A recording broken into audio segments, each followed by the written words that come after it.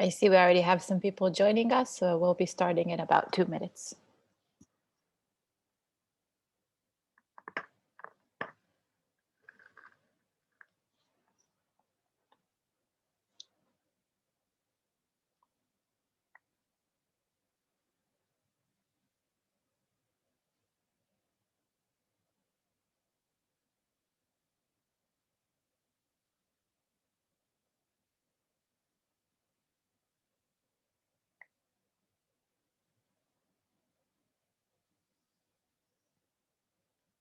So Andrey, you said I pronounced your last name correctly last time. Do you want to pronounce it for me now so I can just do it just right this time? Pokhilko. Pokhilko. Okay, so I was really almost there. Yeah. Great.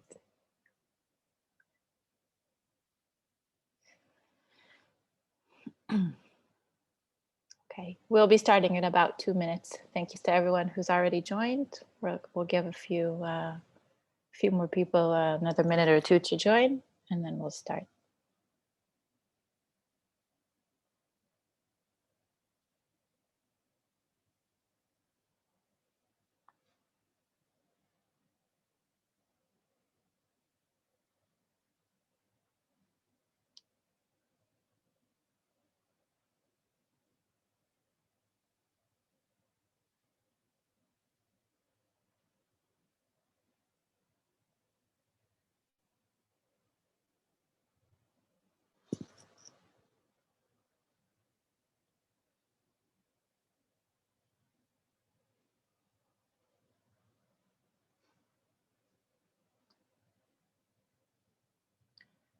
Hi to everyone who's already joined us. We'll be starting in a minute.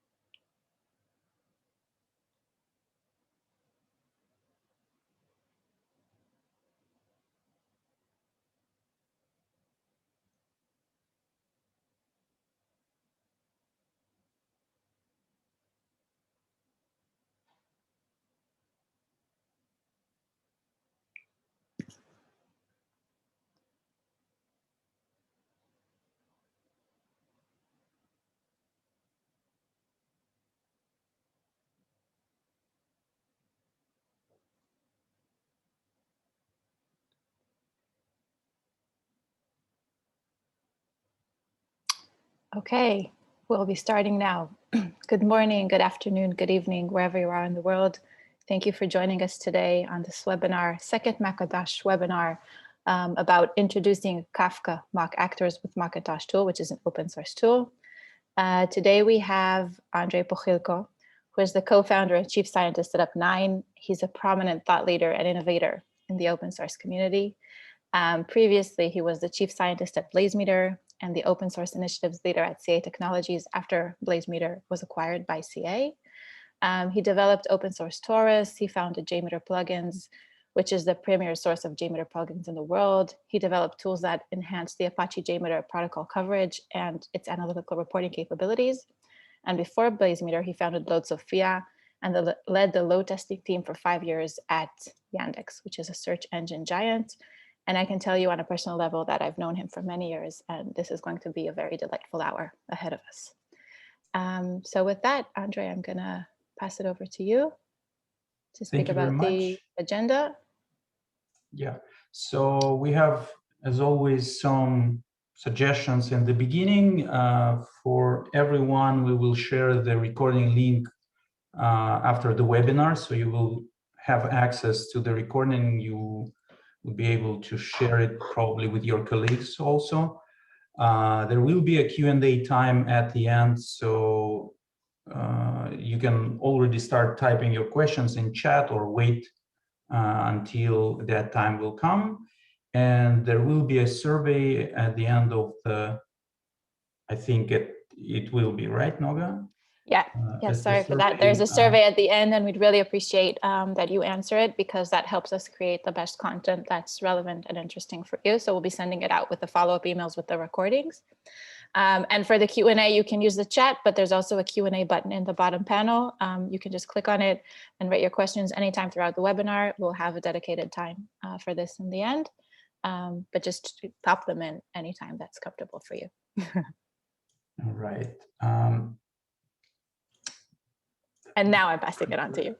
Chat, I'm not missing anything. Okay, let's start.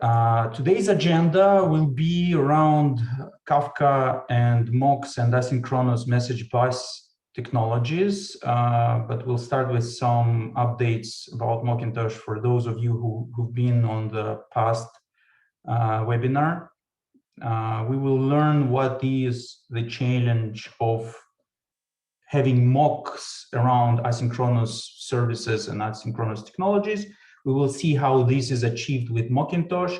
And as always, we will have live demos demonstrating the technology in action. And then we will go for Q&A section. So what has changed in Mockintosh since the last time we spoke? There have been many changes, smaller changes. I would like to emphasize the video series, which was recorded by our developer, Mehmet. You can access this series in Learning Videos section on Mockintosh website. There is 7+1 videos there. You can just click and get right in and see examples and all of that. So that is very nice thing. You can go into changelog to see all the changes that you have missed.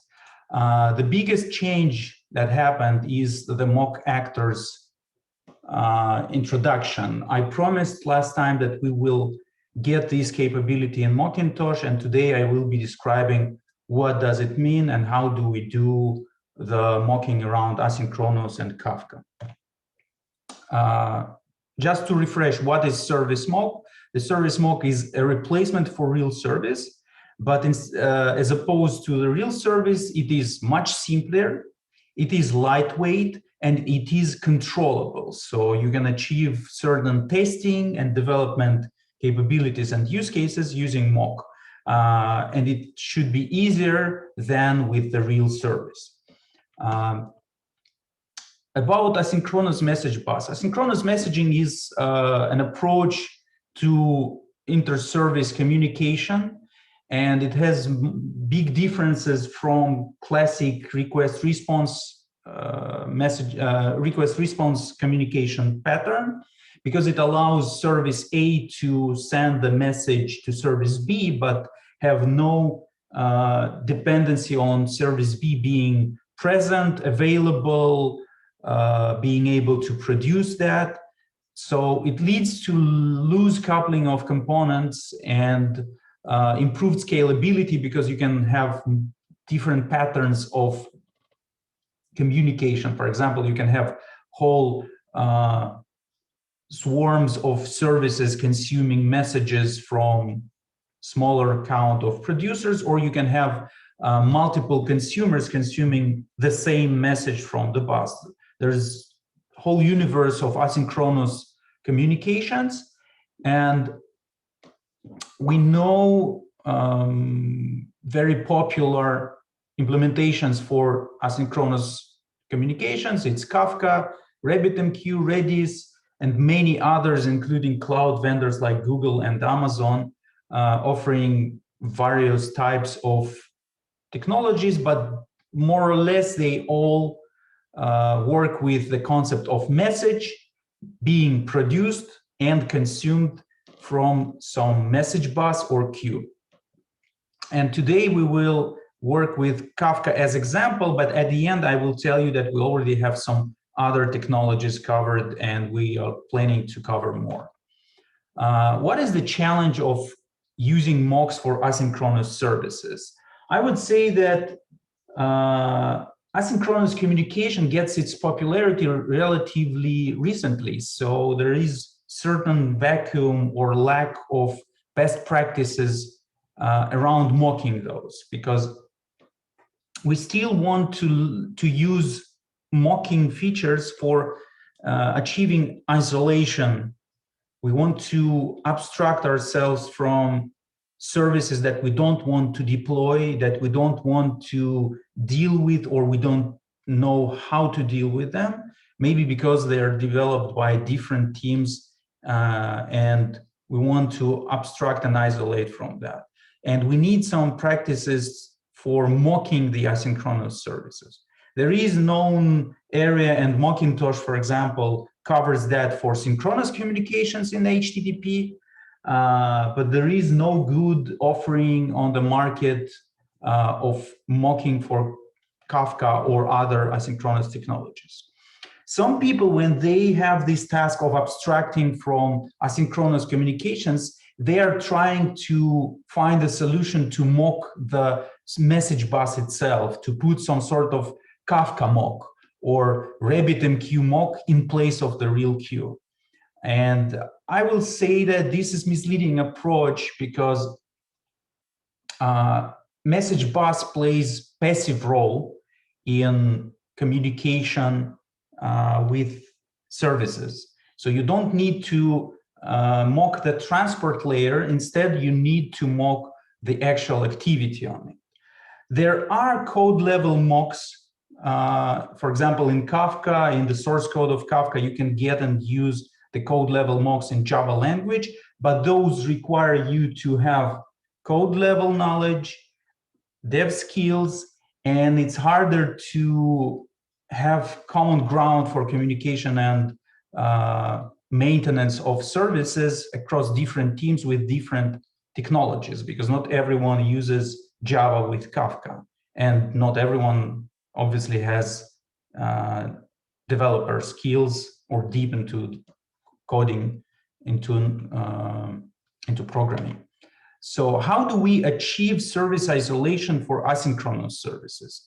I've written a detailed blog post explaining the concept of it, so you can find that in Up9 blog. I call this approach mock actors approach.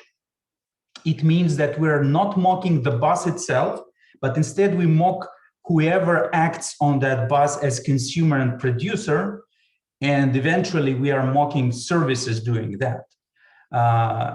Important principle that we put into mock actors approach is the similarity to classical HTTP mocks in terms of configuration and capabilities. We want to stick to the well-known practices of matching messages in asynchronous technology to some configuration piece of mocking and then doing something about it, which we already know how to do with HTTP mocks. So we don't want to introduce completely new practice. We just want to reuse well-known and time-proven approaches into asynchronous area. And I'm usually finding or naming 4 most apparent and frequently used patterns of consumers and producers, but there can obviously be more of these typical situations. I will describe 4 mostly used, and then you can suggest some new. I have something new in my mind of more patterns. So the 4 top patterns that I know with asynchronous actors. First is on-demand producer, which explains itself. On demand, when you want that to happen, it would produce the message onto bus, simulating some service or script doing this.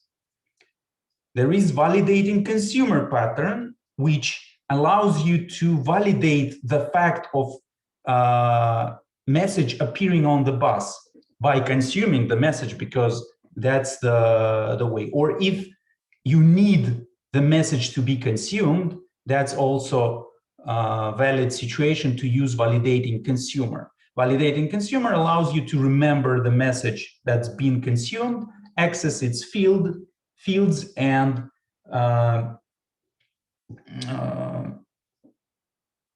for example, do assertion in your automated tests. We will see how it's done today. The scheduled producer is very similar to on-demand producer, just it makes its message producing on schedule. Like each 5 seconds, I want to push certain kind of message into my queue to simulate some activity while I'm developing, or for example, I'm a DevOps person trying to tune my message queue settings while there is certain activity happening, and I don't want to do that in production. Finally, the reactive consumer plus producer pattern, it merges consumer, validating consumer, and on-demand producer together. So after the message on one queue has been consumed, another message on another queue has been produced, which allows you to simulate whole service acting on the bus without having that service. And we will see that demonstrated today with the live example. For the live example, I have the demo application. I just wrote it to illustrate what I wanted. And the demo application, let's look. There is the repository. It's open repository in Up9 with everything that I'm showing today. And if I'm starting that application based on Docker Compose, you can use, for example, Kubernetes for that. You can use nothing at all, run the application as is, because you have all the source code of it. I'm using Docker Compose for the simplicity. And when I'm running that application, I'm having this simple web UI, which requires me to input a file. Let's say I'm having this, let me open. I'm having this nice colorful picture, and I'm uploading that into application. And after a while, it returns me different picture with half of it grayscale. I can choose another file, I can take another picture, submit, and I will see, again, half of it is grayscale, while the original picture is all colorful. What happens inside is a process that involves 3 microservices. First microservice is a front end that talks to my client, and it gets the colored picture, original picture, and it does nothing but puts that picture into Kafka as our model implementation of message queue. It puts it into manager jobs queue of Kafka. There is another service which is called job manager, which is supposed to manage the process of getting the resulting picture. The job manager pushes the job further. It could have pushed it into multiple parallel processing, but in this simple example, it pushes it into grayscaler job queue for the grayscaler service to do the grayscale copy of it. The grayscaler microservice listens to the queue, subscribes to the queue, gets the message with the source picture, creates the full grayscale copy of it, and puts the results into grayscaler result queue. Job manager gets that, gets original picture that it has in its memory, and composes the resulting half grayscale picture and puts that resulting picture into manager results queue. Front end is subscribed to the manager results queue, so it responds through HTTP to the client to get the resulting picture. This is how it all works. It's for the demonstration, so we have this flow to the right through grayscaler and to the back to get this. And it's good to look at this demo application from a perspective of different teams working on that. So let's look at the boundaries of the teams. This is our boundaries. We have Team Alpha, which works on the front-end service, and Team Bravo working on Job Manager, and Team Charlie working on Grayscaler. And these teams, let's say, the services are complex, the organization is complex, and these teams are in different time zones, in different technologies, working in different technologies, and don't want don't have real-time capability to talk to each other. So they would like to develop independently. How do we do that? Let's look first at the Team Charlie and see how it's done with their Grayscaler service. Let's look at the Grayscaler service in the source code. So this it is. This is it. This is some piece of Python code, basically doing the functionality. And we have some tests for that functionality that I've written. How do I do it as Team Charlie? From the Team Charlie and their Grayscaler perspective, the world looks like Grayscaler job message queue that it listens to get the job, and it puts result into Grayscaler result output queue. And that's it. So we will use Mockintosh and we will create on-demand producer to produce the jobs to trigger the work of Grayscaler service, because there's no other way to trigger it.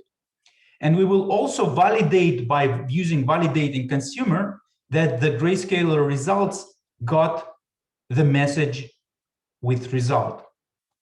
And we'll also use all of that through automated tests. Let's look first at the Mockintosh configuration file for mocking the asynchronous activity. It is pretty simple. We have the service of type Kafka, and we have configured the address for it. By default, it will point to localhost, but you can use some environment variable to change that. And we have two actors. First actor will be the on-demand producer. It has the name of job trigger. It will produce the message into queue Grayscaler job. It will put certain key. I know how that key should look like from the source code of the service because I'm a developer of that. And it will respond with predefined value, which is a file with color panel.png, which is just a static file. And I also have the result validator validating consumer, which says to consume from certain queue and capture 5 last responses, or not responses, but messages on that queue for investigation. I can start that, and I have prepared the Docker Compose, which has the Grayscaler service that uses my Kafka inside, and Mockintosh microservice with this config. Let's start that to see how it would work. For that, I will need to bring down the full service and bring up only the Grayscaler isolated variant. Let's give it a second to bring that up, and let's start the Grayscaler service. It will take just a second to come up. Okay, it's done, I believe. But I don't have anything here anymore because there's no web UI. So the only place that I can go to actually see something is the management UI of Mockintosh. You can notice in these instructions that I have the port 8000 exposed from Mockintosh and configured to be used through management UI. And that's actually a very nice thing to look at, because now I can see that in my async actors, I have two entities. One is job trigger and another is result validator. And I would also like to enable the traffic log, but I will not trigger now here the jobs because I don't have the image inputted here. Instead, I will use my automated tests that I've written, and those automated tests, they will use the API of Mockintosh to trigger the job trigger to to check the result validator. The flow in the test is simple. We are asking validator to empty the buffer of capture from any previous noise. Then we do post to trigger the job, which is equivalent to clicking this button. And then for 10 times, for 10 seconds, I'm trying to get the resulting message from the output queue. It's that simple, nothing too complex. And finally, I'm printing the text of the captured message. If nothing happened, we will fail if the message wasn't delivered. Let's run this test. Let's see what will happen. The test has passed, and we see that there was a captured message. It's base 64 of the PNG image. So it found the expected message. And in traffic log in Mockintosh, we can see that there been a message put into bus. And then it was the grayscaler job input. And there is also grayscaler result as output with the message key passed through the message bus. So we did work. Now I can also do that manually. Without my test, I can trigger the messages appearing going into the grayscaler. And for example, I could put a breakpoint in the program and debug my program by triggering it through this UI as opposed to queues and programmatic access. So we have isolated and auto-tested the grayscaler service by using validating consumer and on-demand producer features or mock actors of Mockintosh. Let's go for Team Alpha and front end. And Team Alpha is interesting because we want to simulate, if we will get back to this architecture, we want to isolate and abstract from this whole part, which does a lot of job. And instead of having these services deployed and messing with the resource requirements and how to do anything with them, I want to concentrate on developing the front end, and I want to abstract and isolate. So I can do that by using reactive producer pattern. What I actually want to happen is I want something to look at the manager jobs queue, and as soon as the message has arrived, to produce another message into manager results queue to simulate the full cycle of activity. Let's bring down the grayscaler setup that we have, and let's look at the front-end application. Front-end is simple single-page application of JavaScript, and the backend that is again a Python piece that puts into queues and reads from the queues. Please notice that I'm not modifying the application code itself to do the change. Instead, I'm mocking the asynchronous behavior on the message bus, so the application has no knowledge about anything changed, but we perfectly simulate it. We also have this setup, so we'll run that. Again, we will have the management UI of Mockintosh, and we have the Mockintosh YAML. Mockintosh YAML is very simple. It again states the service of Kafka type, and it has reactive producer, which says, when you consume from manager jobs, remember last 10 consumed messages, then wait for half a second and produce into manager results queue from the color panel.png file. The color panel is pre-made half grayscale image, so it will always respond with the same image regardless of the input. How do we have already started that, so we can look at the local host, and now we have this isolated front end. If I'm feeding some image into it, it will respond with the set mock. Let's look from the Mockintosh perspective how it looks like. I'm submitting the job, so it's got consumed, and immediately, or in half a second, it gets produced. The result, the reaction gets produced. What is interesting is that now I'm, as a developer of front-end service, I can start experimenting. For example, I can change this picture without restarting my application. I can go into Mockintosh control plane and I can change the configuration. For example, instead of color panel, I have the flower.png.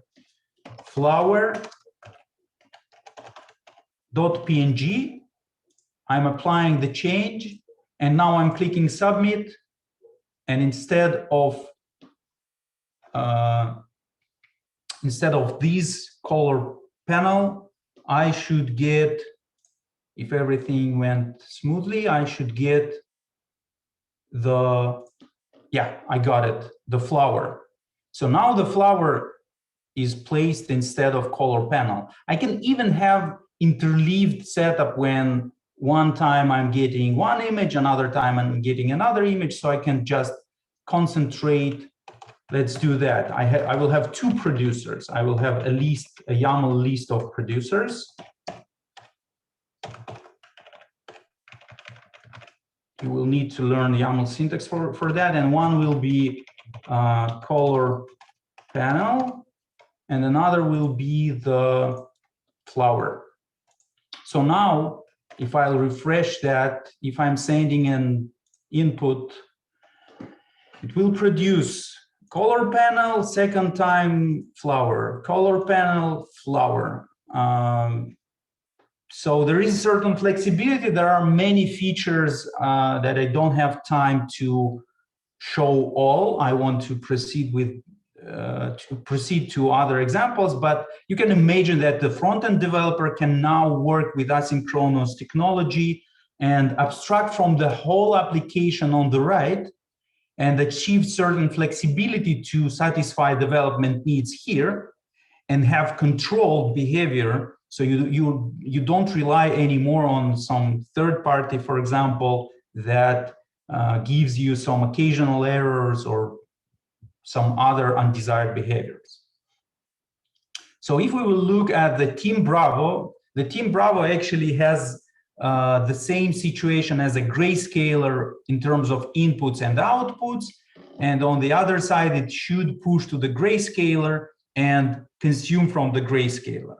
So obviously we want to abstract from the grayscaler service by using reactive producer, because we know that there is a connection between sending to grayscaler job and receiving response from grayscaler result. We need that to complete the cycle. So we will, let me bring this down quickly. So we will want that to work, and it would work by using reactive producer. And here I would use scheduled producer to have constant flow of actions. And instead of using the Docker Compose setup this time, I will use my IDE to run the service. And let's jump into that part of the application. So we have the manager, which has its code here. I already placed some breakpoints in the code. I hope you can see that. Yes, I have a couple of breakpoints here. I have Mockintosh configuration file, which declares the trigger each 5 seconds, produce into manager jobs image in, which will be this one, and the mock of grayscaler, which is a reactive producer, will result in image out responses, which are half grayscaled, or instead it should be full grayscale probably for the grayscaler results. And there will be additional validating consumer because I want to investigate what I got as a final response. So let me start the service of manager. I have Kafka running locally. So there is Kafka already running on my computer. I have prepared that. Let's look what happens there in port 8000. Does it work? No, it's on because I didn't start my Mockintosh. I need Mockintosh, and I'm starting that by just saying mockintosh.yaml, which is this configuration file. It would start, it would tell me that there is a management API and it's ready. And it starts doing some activities. Why? Because we have these 5 seconds trigger. Let's look what happens there. Again, like with Grayscaler, we have no other UI like except this, and we can enable the log, and we will see what happens. For example, we can already see that there's been 7 messages captured by manager results, and Grayscaler mocked captured just 1. Okay, captured messages. I know what should have happened.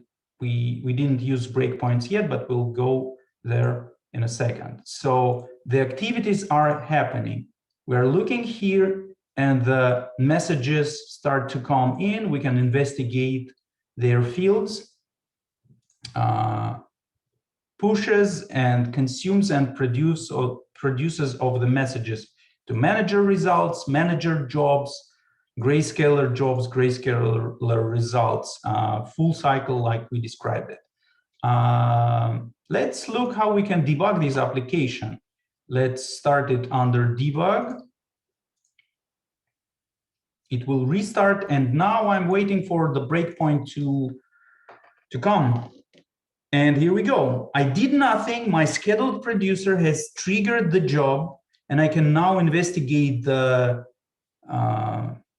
value of the something of some message. It was the message that produced, and then we can see that it now will produce the Grayscaler job. We can review that process, do whatever troubleshooting on the code level. Let's say we're fine with this piece of code. Let's continue our application, and it also gives me a breakpoint when the message is there, the Kafka message for the result of a Grayscaler, which I can also debug, investigate, enjoy the step-by-step features of my IDE. And by this, I'm completing my capabilities of staying isolated from the services that I don't want to control. I don't want to know what has happened to the Grayscaler until the integration stage, of course. Nobody cancels the integration idea with the isolation, but meanwhile, I'll be enjoying the quick cycles of developing with mocks used. And if we will look again at the Mockintosh syntax here, if you look at the HTTP mock syntax, it's the same, the very same principles. You can use these kind of functions to generate dynamic values. There's whole set of functions that you can use for the random address, random name, random numbers, and dates of different format. You can reference the external files, and all the features that you enjoyed in Mockintosh with HTTP, which are traffic log viewing, controlling the mocks by triggering jobs here, there, or changing the configuration without restarting applications or mocks, looking at statistics of what has happened, how many things has happened. All of that is supported, and again, the knowledge required for asynchronous and synchronous is mostly the same. That's the benefit of using Mockintosh and mock actors approach in general. By this, I'm finishing my live demonstration, the planned live demonstration of the application. Final slide is the release plans for Mockintosh for the upcoming release of it.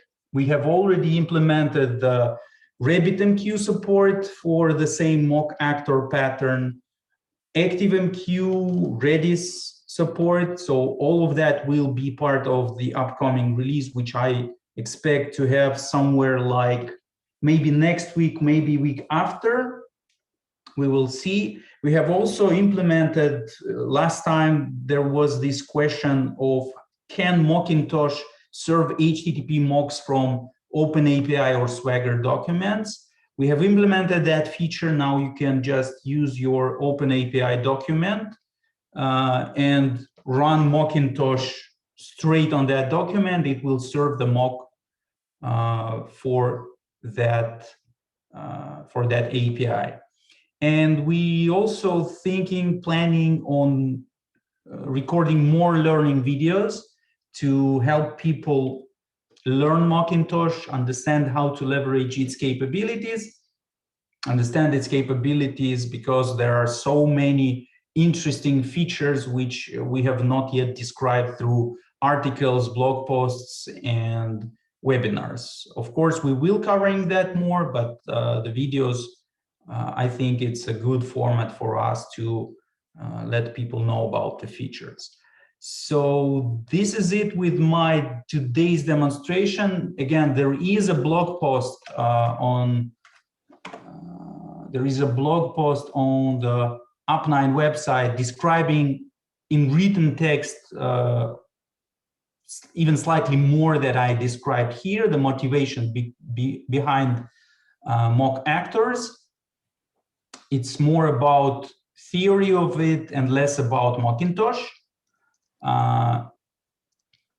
Stay tuned for all other blog posts, announcements, webinar announcements. Of course, it's not the last webinar that we'll be doing on the mocks topic. And now we are ready to get to questions part, and I will be happy to answer some of your questions. Thanks, Andrey. That was really, really interesting and super valuable. If you have any questions, feel free to add them to the Q&A part, to the Q&A section, or in our chat. Andrey, in the meantime, I have a question. How can someone contribute to open source Mockintosh? Where can they take part? Mockintosh has, as always, the GitHub repository. There's a link here. So you can access this GitHub repository and see, for example, look at the roadmap, which is open, and you can see which ideas we put into that roadmap. You can access, for example, the latest source code to get the features that are not yet released. You can contribute your issues or feedback through the issues sections, pull requests. As always, that is all the familiar processes around open source are accessible on this website of Mockintosh. It's GitHub repository of Mockintosh. It's that area. Got it. Okay, last chance for questions. Seems we have a shy audience today.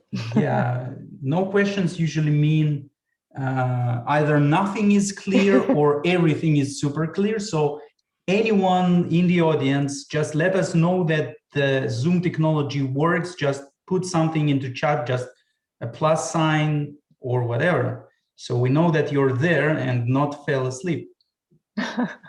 Guys, anyone?